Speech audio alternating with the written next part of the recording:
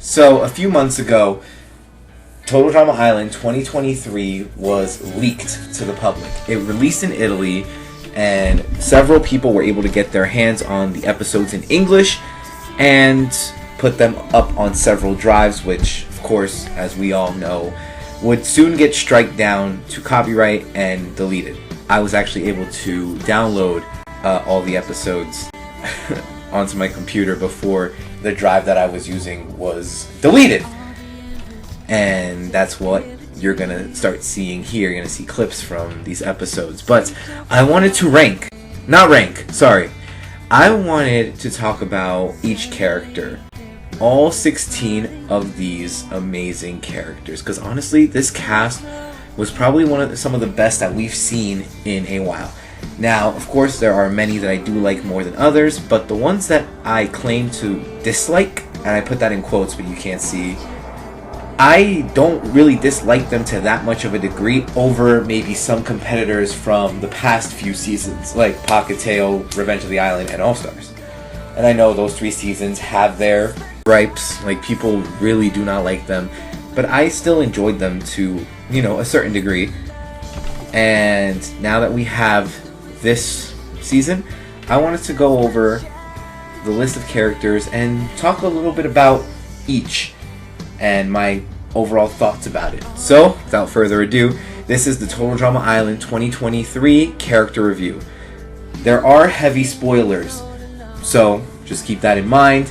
And also, I will be talking about these guys in elimination order, starting from the 16th place all the way to the 1st place, and I will not be skipping around. So if you guys have still not watched it, you're waiting for it to come out in the States or in wherever you guys live, then you might want to click away right now. Anyway, let's begin. So with Caleb, which is who we're going to start with, he was the first player eliminated, and we weren't given much for him. I don't think I can truly rate this guy properly because I want to see more of him, and I believe in Season 2 we are going to see more of him. A lot of people believe he's going to have a more Justin-esque role where he's going to be the villain. I can't see that, and I think reusing that trope would just end the same way. He's still going to get eliminated, and he'll be a less obvious winner. I kind of want to see him make it pretty close to the end. I don't think he's going to make it to the end, but I do think he's going to make it pretty close. Next up, we're going to go with Axel, who was the next player to be eliminated. Now, she's a mix of Sean with her obsession with the zombie apocalypse and Eva and Joe with the way she carries herself, how controlling she is, how bossy she is, and I'm not even going to call her confident, she's very cocky in that manner. But I will admit that on paper, she is definitely a great competitor, but she definitely leaves more to be desired for her character, which I also do hope is another thing that gets explored in Season 2. Off to Nichelle, she is a great character, overall, but she does need a storyline to develop her confidence, because she's a TV star, TV stars should have some confidence about what they do on screen, and it showed in her episode where she got eliminated that she didn't really have that confidence there. So I do hope that we see more of that, more confidence in the next season, and hopefully she also gives herself more credit for her ability on what she can do instead of what she can't do. Because every actor has a stunt double. Well, almost every actor, I should say. I know there's some actors that do their own stunts, but almost every actor does have a stunt double, and she's not the only one, so she shouldn't be upset that she has a stunt double. Now let's get to Scary Girl. In my opinion, she is the only gimmicky character, but she works. She works. In the sense of total drama and who she's surrounded by in the season, she definitely works. And she was a fun character to watch overall. She was very unpredictable, and that scene with her, tossing the bear around and slamming the bear all around was probably one of my favorite scenes of all time. So definitely Scary Girl is up there and possibly maybe top 3 or top 5 favorites. Now to Damien. Best character. Hands down, he is the best character in my opinion. I know many other people who are going to say otherwise, but Damien was definitely a character that deserved a lot more than what he was given. At the beginning, he didn't really know what this game was about, but then towards the end of it, he got it together. Well, towards the end of his run at least, he got it together and even helped his team, even though they didn't win, he still helped his team, survive the Raptors by blowing up the kitchen.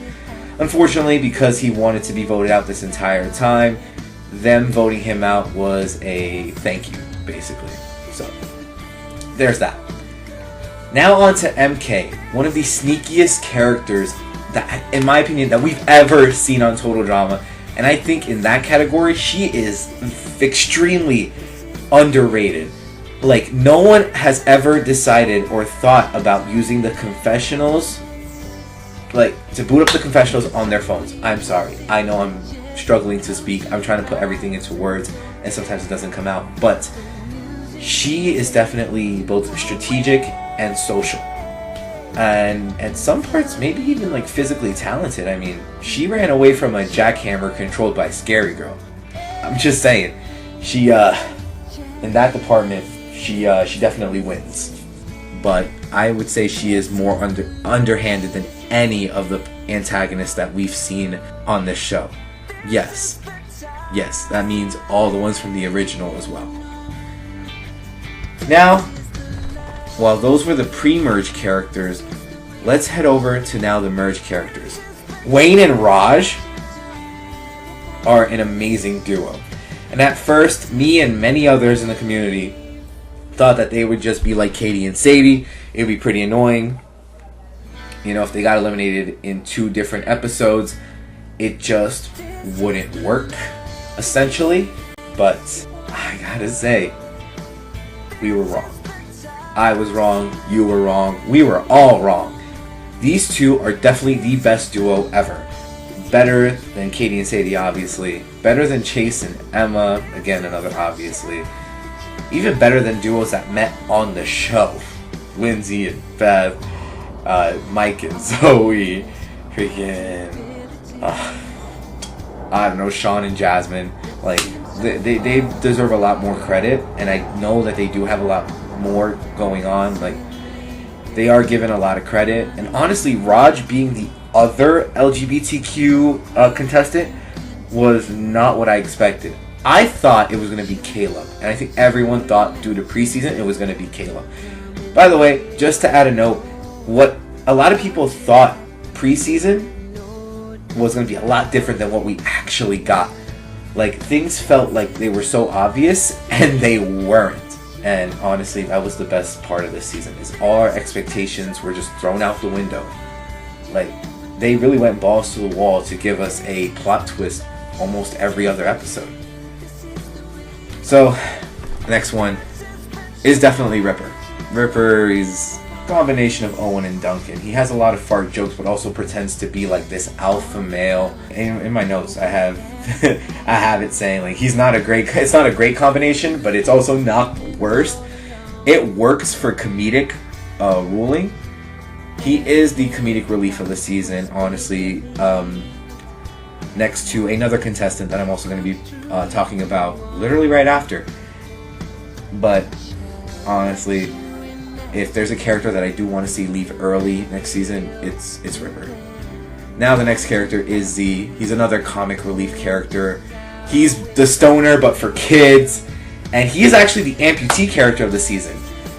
He is a great addition as the amputee, since this season is priding itself on inclusivity.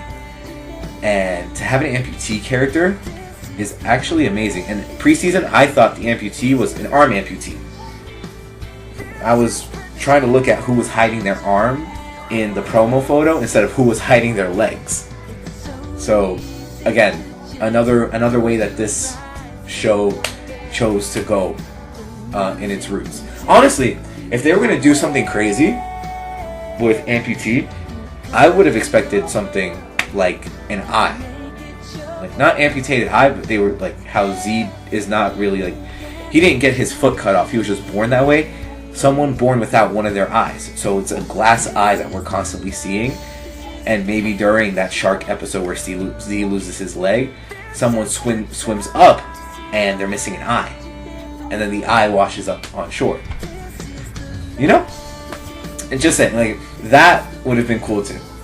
And now we move on to the next contestant. We are actually now in the final 6 of the show. And this next one is Chase. He was too cocky. I'm definitely not a fan of him. I was pre-season. I liked his design, and I expected a lot from him.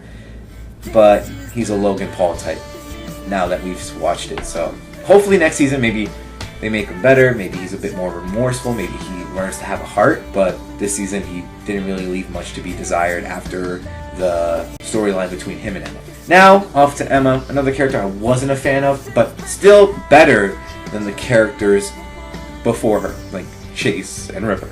She reminded me of Courtney's like two-faced attitude. She would be nice at one point and then be like completely mean in the other. There's not really much to say about her. I don't really think I have much else to say about her. Yeah, so off to Julia. Julia, honestly, was the secondary antagonist. I was expecting her to be the main antagonist, but we'll get to who that was in a little bit. She is definitely the secondary antagonist, but she knew how to play the game. It wasn't like Heather, where Heather was constantly being spoon-fed immunity and what felt like the game was being rigged for her. No, Julia knew how to win immunity, and she did that on her own. So that's one thing that I really do enjoy Julia for, and I'll give her credit for. But she also played a major role in many storylines. She had her own storyline where she became mean, right? And that was like the rest of the story, like the rest of the show for her, like showing her true self. She had that storyline where she was up against MK because MK exposed her for the Raptor. Then she also had another storyline, which was a continuous storyline going back and forth with Bowie, you know, trying to one-up him every time. Even tried to play a part in Chase and Emma's complete and total breakup, but accidentally brought them back together, but then they broke up on their own. She did play a good role in many storylines, so I gotta give it to her there. Now Millie. She gets a lot of hate. I don't like it. I feel like it's really for no reason. In reality TV shows, you're going to have floaters. You're going to have a lot of floaters. So for Millie not to make it to at least like the top 5, it would have felt unrealistic. Because you got to have somebody who doesn't really play the game still make it to that far, because they're being carried by some pretty good players. And Millie was really like attached to Priya. They were best friends. You know, they grew a friendship throughout the season. So Millie, I will say she's not the best character, but definitely far from the worst. So many of these characters I would still claim are worse than her, whether it's gameplay type, character type, just the way they carry themselves. She's definitely not the worst. She's not the best, but not the worst. Now we have Bowie. Bowie is the main antagonist of the season, and a good one too, because a lot of the LGBTQ characters, people, players in reality TV do end up kind of being the villains of the show, because they love to run shit from behind the scenes. They love to cause drama and whatnot, and I'm here for that. Honestly, Bowie was great representation for sure, and I mean, I'm saying that just as an outsider looking in. So if I'm wrong, anybody in the LGBTQ plus community, please let me know. But I don't know. I enjoyed him because he wasn't just a one-sided character. He wasn't all villainy. He had a heart. He has a heart. You know, it beat for Raj. It was very empathetic towards Emma with her situation. And I mean,